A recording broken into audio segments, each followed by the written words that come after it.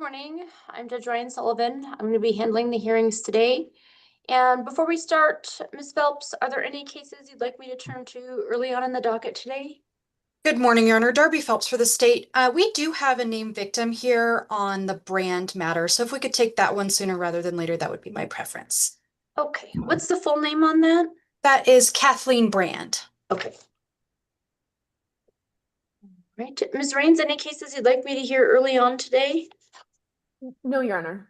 All right, let's turn to the first appearance for Kathleen Brand first. Bring your car.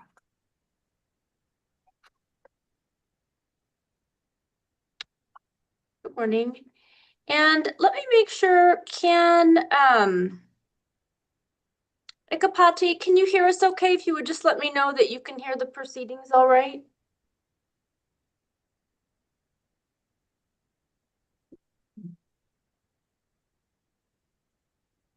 So you're still muted. You'll probably need to unmute yourself just momentarily to let me know you can hear on Zoom.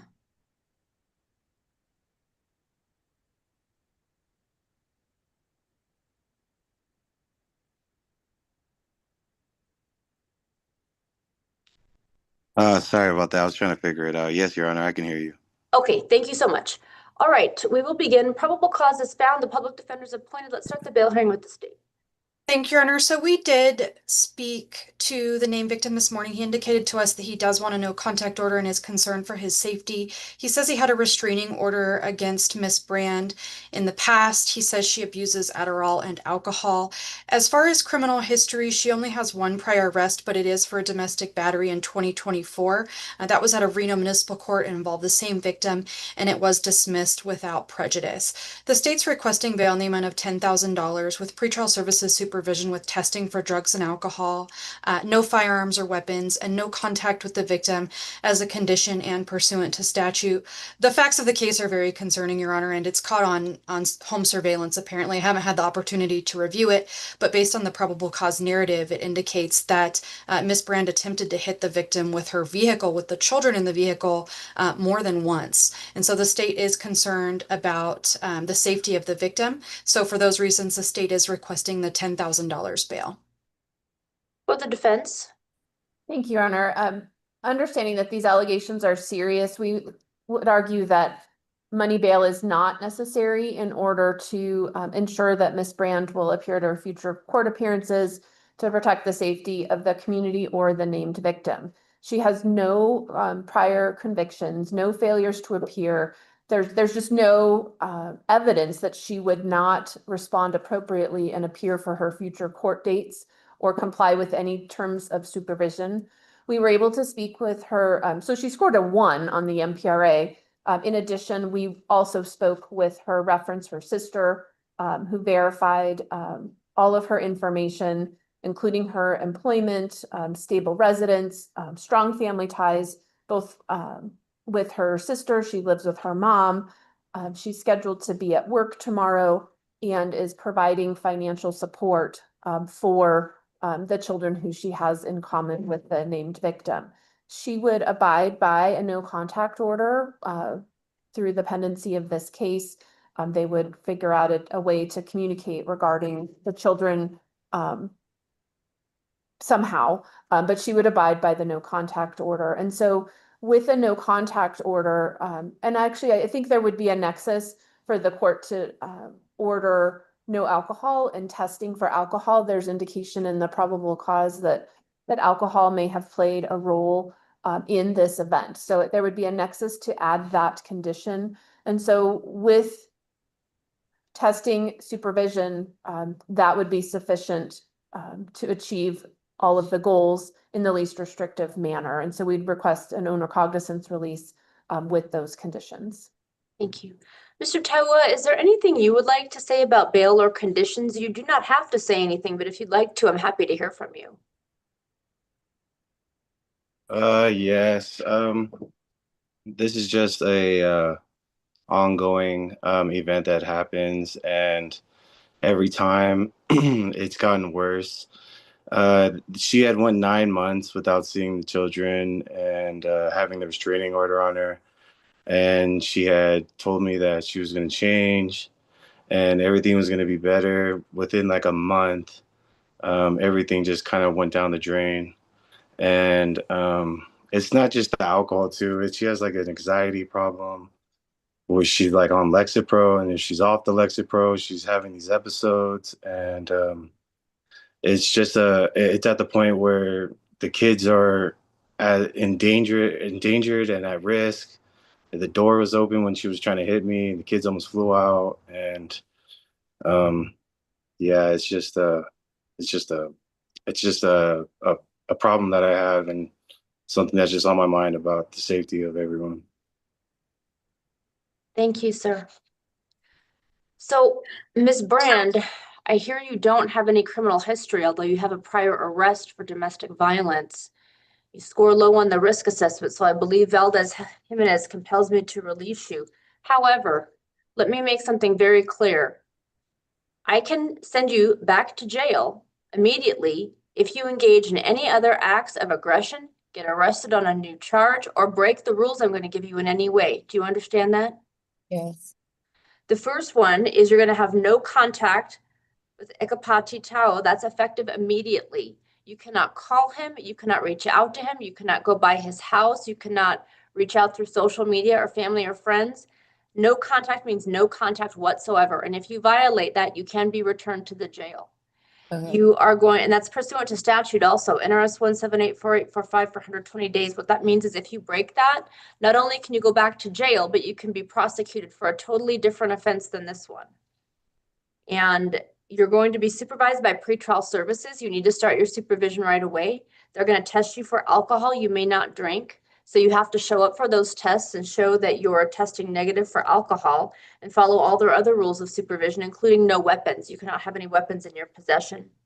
And I'm going to give you your next court date because obviously your case is not over. I've given you all these rules to follow, and this is your next court date. It's going to be August 19th at 9 a.m. You need to make sure you show up on that date and follow all these rules if you want to stay out of jail while this case moves forward. Okay. Thank you. Thank you, Mr. Tao. The hearing for today is over. Feel free to log off. Thank you, Your Honor. Next, we have a first appearance for Angel Bernal.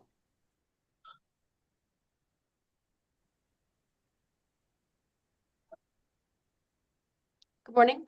Probable cause has been found. The public defender is appointed. Let's start the bail hearing with the state. Thank you, Your Honor. The state's not objecting to an own recognizance release for Mr. Bernal with pretrial services supervision and no firearms.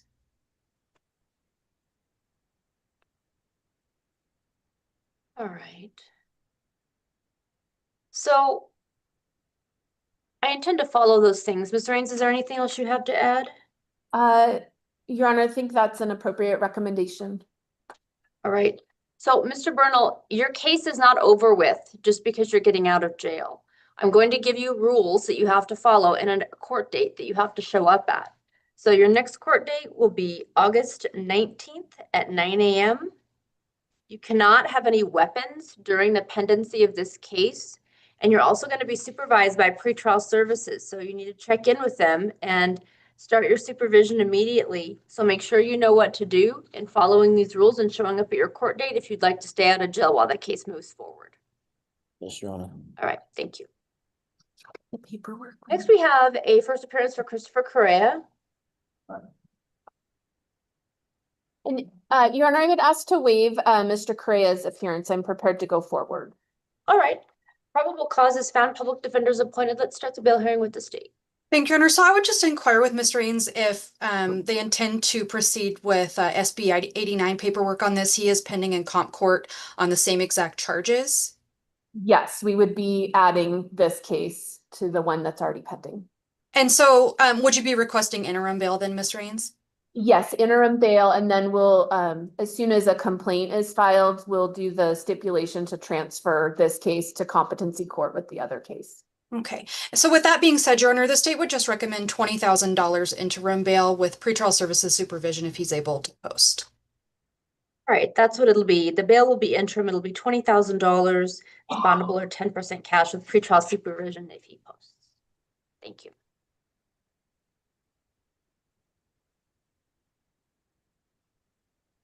Next, we have a first appearance for Rahim Hanif.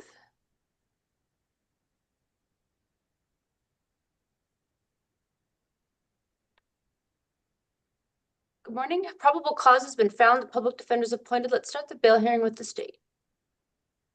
Thank you, Your Honor. So Mr. Hanif scores a 6 on the risk assessment. He's only 22 years old. He's a California resident with no apparent ties to the Reno area. His criminal history is all out of California already. This year, he was arrested for robbery, manufacture, sale, etc., large capacity magazine, contribute to delinquency of a minor, CCW in vehicle, and carry a loaded firearm. Those charges were rejected. However, the charges sound very similar to what we see in this case. He also has a 2025 felony arrest for threatened crime with intent to terrorize, domestic battery, false imprisonment, disorderly conduct, intimate photos with no disposition, and then a 2024 felony arrest for robbery with no disposition. The state's requesting bail in the amount of $30,000 for Mr. Hanif with pretrial services, supervision, and no firearms. Again, he has no apparent ties to the Reno area. This whole incident was captured on surveillance video. I believe the likelihood of conviction is very high on these charges, so I think the bail is appropriate. For the defense. Thank you, Your Honor. We spoke to Mr. Hanif's reference. He does reside in the Bay Area, specifically Vallejo. He would return there, but has the means to come back to court and answer to these charges here in Nevada. We spoke to his support. He refers to her as his godmother. She indicated that she had been fostering him. So he just graduated from a trade school. He has been working for UPS and then is going to start working for Miss Norman's husband's yard maintenance company.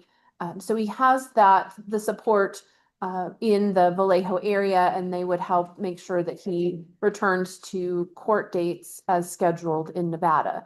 He doesn't have prior convictions, and although there have been some allegations in California, there's no evidence that he would fail to appear back as directed for these future court dates. He would abide by a no weapons clause, could check in with pretrial services as directed, and would have a safe location to do that from once he returned to Vallejo, California. And so the least restrictive option available to the court would be an owner cognizance release, again, with no weapons, checking in with pretrial services, and obeying all laws and making all future court appearances. Well, he does not have any ties to our community. And even with no criminal history, he scores a moderate. And I hear he's had a number of arrests that are certainly very concerning. And here there are a number of different types of allegations, owning or having a firearm by a prohibited person, breaking into numerous vehicles, which was caught on surveillance at the casinos, and engaging in other behavior. In addition, I'm concerned with the passenger that was in his vehicle as well, which tends to mimic one of his prior allegations also. So I do believe that based on lack of ties to our community, the numerous offenses here and the weapons involved, that monetary bail is appropriate. I will set it at $30,000 bondable only. If he posts, he'll be supervised by pretrial services, no weapons, and no contact with the road casinos.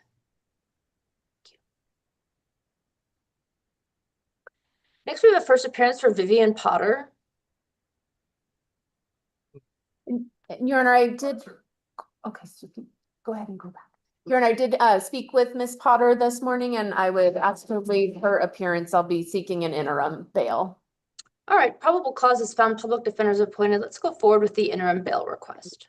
Your Honor, the state would recommend interim bail in the amount of $15,000 with pretrial services supervision if she's able to post and no weapons. All right, I intend to follow that. Anything to add, Ms. Raines?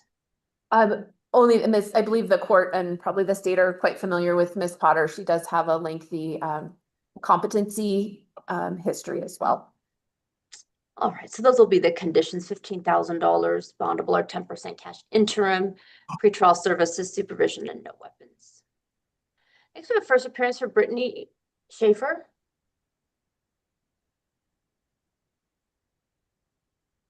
Good morning. Probable cause has been found. The public defender is appointed. Let's start the bail hearing with the state.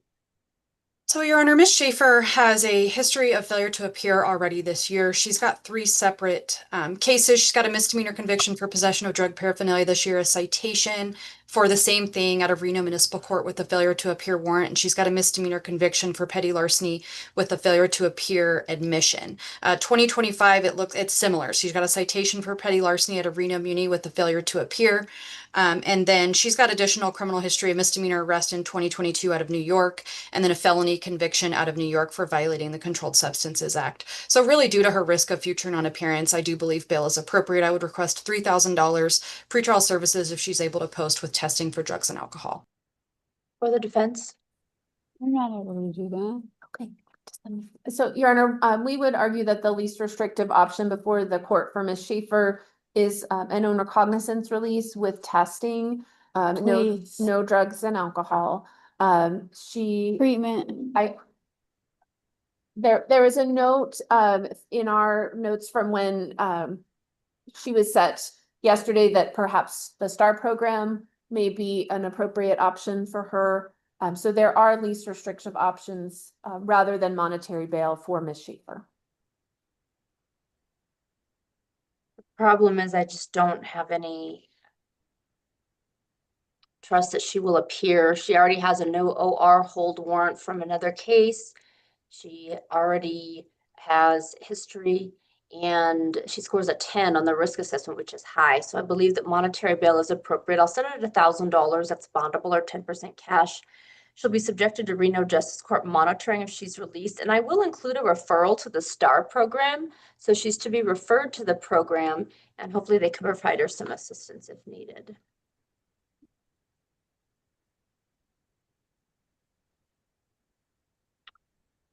Right, next we have a first appearance for Summer Evanescix. I apologize if I mispronounced that last name. Albisonics. Thank you. Probable cause has been found. Public defenders appointed. Let's begin the bail hearing with the state. Thank you, Your Honor. So I'm not going to attempt to say her last name. I'm so sorry. I don't want to mess it up. But she scores a 5 on the risk assessment. She has no prior documented criminal history. The concern for me is there's just a lack of facts about the circumstances really surrounding this. But given there's no prior criminal history, the 5 on the risk assessment, without any facts indicating some other type of concern, I don't think I really have a basis to even argue for monetary bail. So I'm not going to object to an own recognizance release for her with pretrial services supervision and no firearms. Ms. Raines? Thank you, Your Honor. We would agree with that request. And just for the state's edification, we were able to speak to her reference and verify. So she scored a 5, I think partly because they weren't able to reach a reference. So we were able to verify her personal information. She does have ties to the community and a place to go. In addition, we have addressed that she will not have any access to firearms. Well, and I considered releasing her prior to the hearing, but then my concern is either there is such a lack of awareness or common sense as to trying to bring a weapon into a courthouse, or there was some nefarious reason for doing so, perhaps to hand it to somebody else, or I don't know what. So either way, it's concerning to me. That's why I wanted the hearing. But I do agree with Ms. Phelps that given the lack of criminal history, I'm going to release you, but you need to follow these conditions I'm giving you very closely, or else you can be returned to jail. You are not allowed to have any weapons of any kind, and you're going to be supervised by pretrial services, so you need to start checking in with them immediately. If you don't show up for your check-ins, they will ask for a warrant for your arrest. So you need to make sure you start checking in, and I'm going to give you your next court date. You need to be here August 19th at 9 a.m. Make sure you follow all those rules if you want to stay out of jail while this case moves forward, all right? Thank you, Your Honor. Next, we have a first appearance for Kenneth Berry.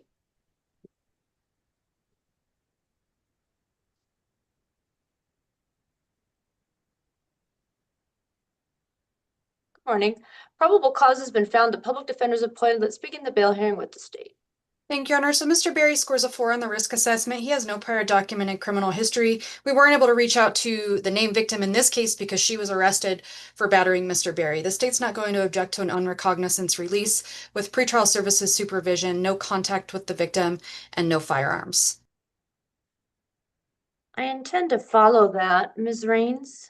Your Honor, I think those are appropriate release conditions. Give me a minute to look at something.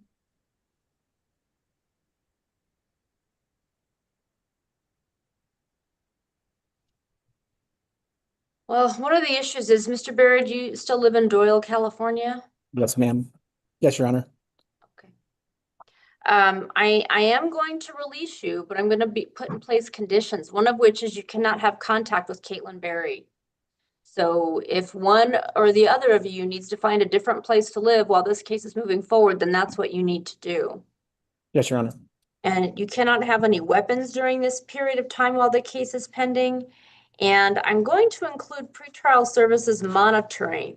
They're not going to be able to really supervise you since you don't live in this area. However, they are going to notify us if you violate any order, if you are arrested again for any other kind of violation of the law.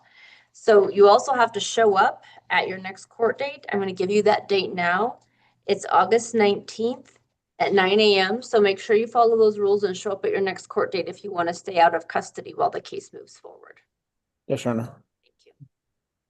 Next, we have first appearance for Dominic Botin. Yeah.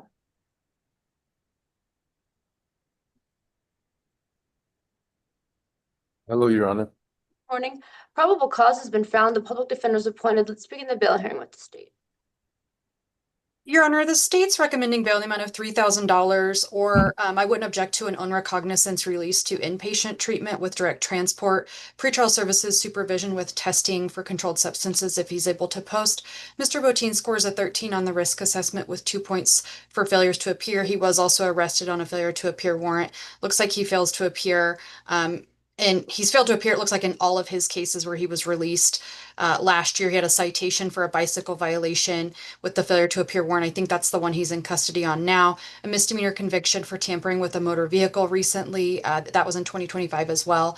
He had a felony arrest, but we no issued that case. It was obtaining and using a credit card of another without consent. He's got a misdemeanor conviction in 2025 for hit and run. He failed to appear in that case. He did admit to that failure to appear. And then he also had a civil infraction in 2025 out of Reno Municipal Court that resulted in a default judgment. It looks like he never appeared on that case.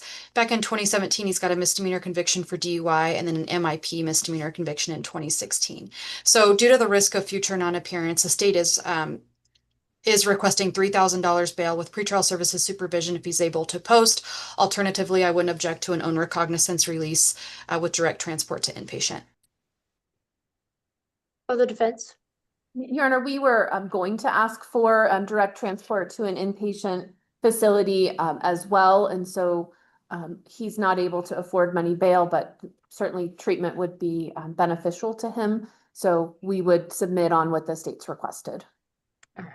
He does score a 13 on the risk assessment, which is very high, multiple failures to appear. So I believe that therefore monetary bail is appropriate at $3,000, bondable at 10% cash.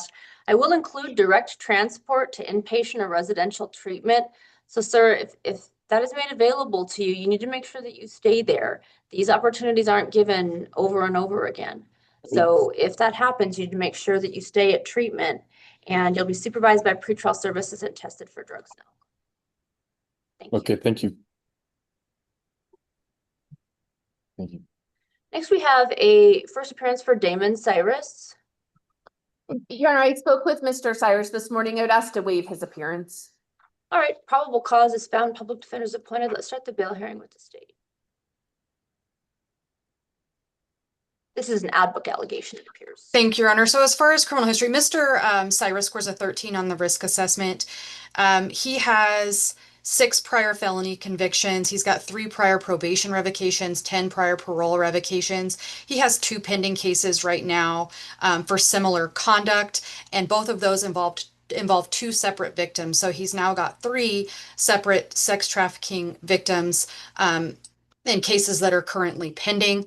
It looks like one of those is in district court and one of those is in Reno Justice Court. On one of those, he picked up a dissuading charge, obviously while in custody. He's got a felony conviction for residential burglary in 2024. He was sent to prison on that case. He picked up that charge while out on a pandering case. That was a 2023 felony conviction for pandering constituting domestic violence. He was sent to prison on that case as well. He's got lots of failures to appear. As I mentioned, he does have 6 prior felony convictions. Relevant to this case, he's got a felony conviction for pimping as well in 2012. That was out of California. He was arrested in Clark County and extradited back to California. It looks like, let's see. I won't go through all of it, Your Honor. There is a lot of it. But so let's see. He was sentenced, as I mentioned, to 24 to 60 months on that pandering case and 24 to 72 on the residential burglary. So by my math, he got out of prison and immediately started committing felony offenses. There's no least restrictive means to protect the community from this defendant. So the state is requesting an additional $100,000 bail on this case with pretrial services supervision and no contact with Krista Wiley effective immediately. For the defense. Your Honor, we'll submit that money bail is appropriate based on the totality of all of the circumstances involving the several cases pending. However, if he's not able to post the bail that's already been set, understand that bail needs to be set on these additional charges. We would request a much lower bail for $20,000. Again, he's already in custody on other cases and not able to post. And so $100,000 is unnecessary in order to achieve all of the stated goals for this case. So I understand he's already in custody. I will take that into consideration when setting the monetary amount, but these are very egregious acts in our community, and there's been an additional victim discovered, which warrants its own bail. I'll set it at $80,000. It's bondable only. No contact with Krista Wiley. That's effective immediately and pursuant to statute, NRS 1784845 for 120 days. So if he violates that, including phone calls from the jail, he can be prosecuted for a separate offense. If he posts bond and gets out on his other matters, he'll be supervised by pretrial services, not allowed to have any weapons. Next, we have a first appearance for Cesar Diaz.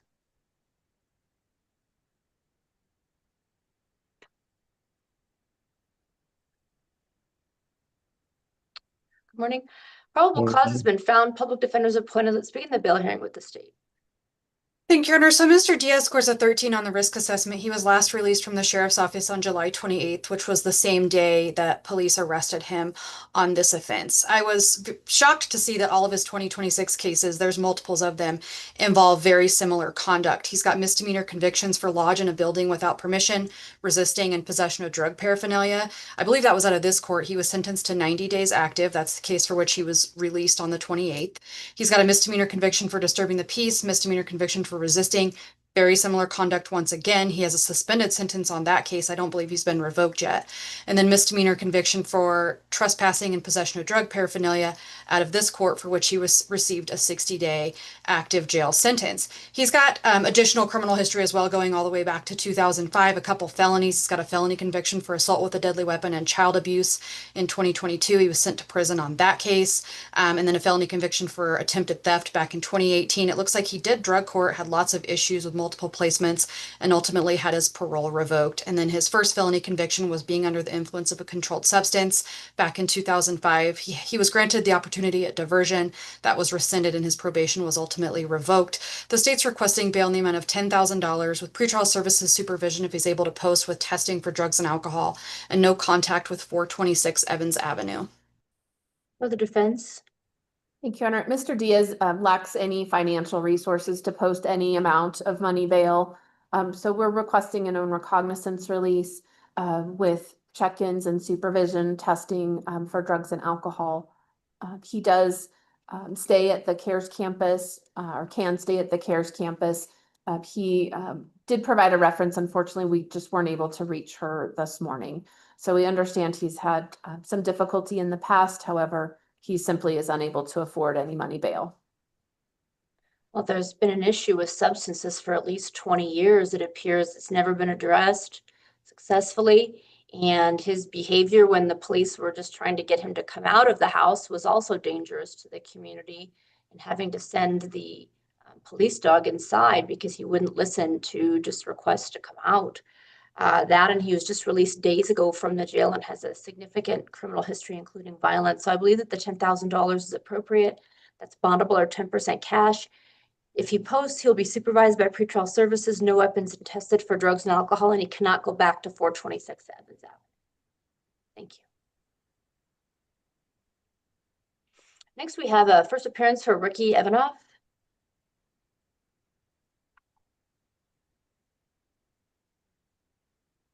Morning, Your Honor. Good morning. Probable cause has been found. Public defenders appointed. Let's begin the bail hearing with the state. Your Honor, the state's requesting bail in the amount of $8,000 for Mr. Evanoff with pretrial services supervision if he's able to post with testing for drugs and alcohol. He scores a 12 on the risk assessment. He was scored 0 points for failures to appear, but he was also arrested on a failure to appear warrant. Looks like he's active on pretrial services supervision. He was last released from the sheriff's office on July 23rd. That was on a pending disturbing the peace case. It looks like that was reduced from a destruction of property due to no proof of value yet.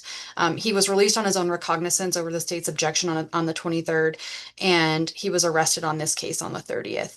He has non-extraditable warrants from Idaho, failure to appear for sentencing, and Montana, violate conditions of release. He's got a felony conviction in 2023 for the same offense that he's arrested on here, PCS 14 to 28 grams.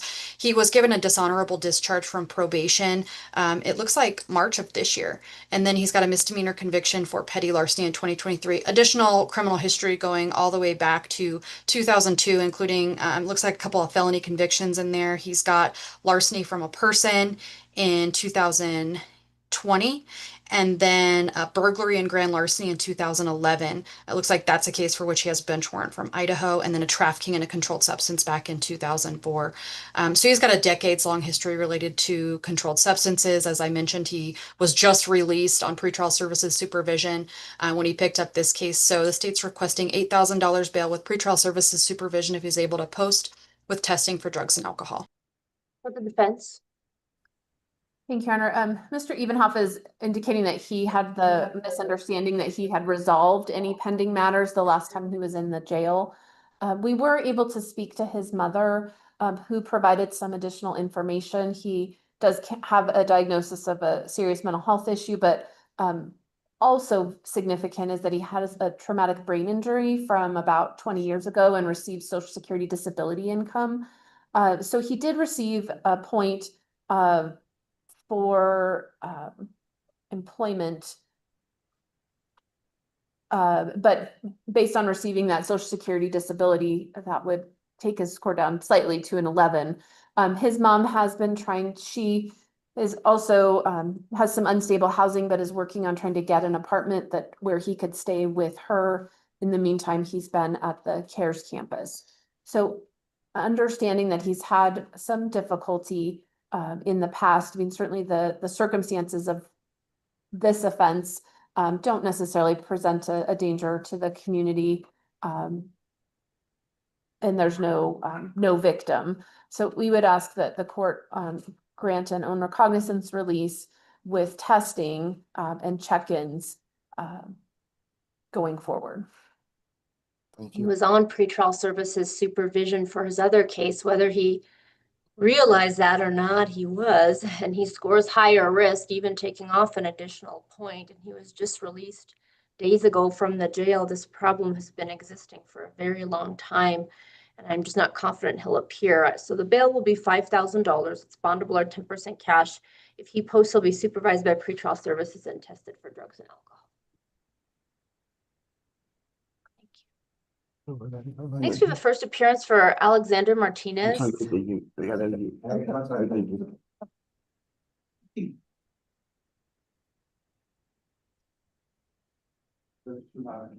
Yeah, you go. Morning. Good morning. Probable cause has been found. Public defenders appointed. Let's begin the bail hearing with the state. Thank you, Your Honor. I'm trying to find, did you say Martinez? Yes, Alexander Rodriguez Martinez. Thank you. Okay, so Your Honor, it looks like The defendant scores a 9 on the risk assessment with active pretrial services supervision. That's on a pending destruction of property case. I believe it's out of Sparks Justice Court. That was an arrest warrant on a 2025 case. He was just released on his own recognizance back in April of this year. He's got a 2024 misdemeanor arrest for domestic battery that was dismissed. He's got a 2023 arrest for false imprisonment and resisting. It looks like that was resolved for disturbing the peace. The victim didn't want to pursue the domestic. 2020, a misdemeanor conviction for DUI out of Sparks Justice Court. He wasn't sentenced in that case until 2022. So I guess it was a 2022 conviction on a 2020 case. He failed to appear for a 2020 mandatory status conference, but the warrant was canceled. His own recognizance was then revoked in 2021 after he was arrested on new charges. He posted a bond on $5,000. He failed to appear 4 months later. He had a post-sentencing failure to comply warrant issued, but that was recalled. And then he had a second failure to comply warrant issued a couple months later, and then he completed conditions and the case was closed. Prior to that, he's got a 2008 conviction, it looks like, for use ID of another or arrest for use ID of another. But he's got a history of compliance issues out of Sparks Justice Court. And then, as I mentioned, he was just released a couple of months ago on that destruction of property case. So I think there are compliance concerns, like there's certainly failure to appear concerns. So the state is requesting bail in the amount of $5,000 with pretrial services supervision if he's able to post with testing for drugs and alcohol. For the defense. Thank you, Your Honor. We were able to speak to a reference that it appears that pretrial services was not able to reach during the interview. And so we were able to verify his personal information, including his phone number, his residence. He's been at his residence for about 5 years, and he is employed at Taco Express. And we were able to verify his phone number. So that understanding he has had some challenges would still get points for having a pending case and have an age of arrest. But in terms of his personal information, that would bring his NPRA score down into the moderate, if I believe it would be low moderate range based on those ties to the community. He indicated that he has a health condition that the jail is not very equipped to manage, that requires some specific outpatient services. He also has kids that he's supposed to have visitation with. And so we would request, we'll acknowledge that some monetary bail is appropriate given that prior criminal history and compliance issues. But we would ask the court to set bail in the amount of $1,000. He was already on pretrial services supervision, and this is an allegation of a second-time DUI. DUIs are very dangerous to the community, and he's got compliance issues in the past. I think, therefore, monetary bail is necessary. I'll take into consideration it's a misdemeanor. I'll set it at $4,000. That's bondable or 10% cash. And so if you post that, you're going to be supervised by pretrial services and tested for drugs and alcohol. Okay. Lastly, we have first appearance for Raymond Simon. Good morning. Probable cause has been found. Mr. Simon indicated he's going to hire his own attorney. Sir, did you reach out to anyone to represent you? I talked to a public defender this morning. Okay, but you indicated you were going to hire somebody. Did you reach out to anybody? I did not. Nice. Okay, let me ask you some questions about your income, sir. How much money do you make per week? Around $1,000. And how many people are in your household? 4, and then I also have child support I'm responsible. Okay, so sir, you do qualify for the public defender to represent you, so I'm going to appoint them. You're free to hire someone anytime you would like, but they'll be here with you this morning and from here on out. Let's start the bail hearing with the state. So, Your Honor, Mr. Simon scores a 5 on the risk assessment. He has a felony arrest for theft in 2022 out of Oregon, but that case was dismissed. Looks like we were able to get in touch with the named victim, Miss Padilla, this morning. She really didn't give an answer about whether or not she wants a no contact order. She she said she was all over the place is what the note said, and said she was hesitant because of past experience. She says she's not concerned for her safety though. She said, I don't think so when asked if she was concerned for her safety. She says that Mr. Simon has not previously put hands on her before, and she said this incident was just a shove. She says he doesn't have mental health, alcohol, or drug issues, but we can see that he was also arrested for possession of a controlled substance in this case. The state's not going to object to an own recognizance release for Mr. Simon with pretrial services supervision with testing for drugs and alcohol. I would request the no contact order. Ms. Padilla was non-committal, and I think that given the facts, it is appropriate. So the state would request it, and no firearms or weapons. I intend to follow those orders for the defense. Your Honor, we would have no objection to that. He could arrange alternative housing to not stay with the alleged victim. Right, Mr. Simon, I'm going to release you, but I want to be very clear. This case is not over with, and I'm going to put in place rules that you need to follow while this case is going forward. So if you break these rules, you can be returned to jail. Do you understand that? Yes, ma'am. Right. Your next court date is going to be August 19th at 9 a.m. Make sure you are here. And in the meantime, you cannot have any contact with Jessica Padilla. So if that means you need to find another place to live while the no contact order is in place, that's what you need to do. You cannot reach out to her for any reason, not by phone, not through family or friends, not through social media. You're also going to be supervised by pretrial services. You need to sign up for that supervision right away. You cannot have weapons, and they're going to test you for drugs and alcohol. So you need to start your supervision and show up for your testing, or else they'll just ask for a warrant for your arrest. So make sure you follow through with those things. Thank you.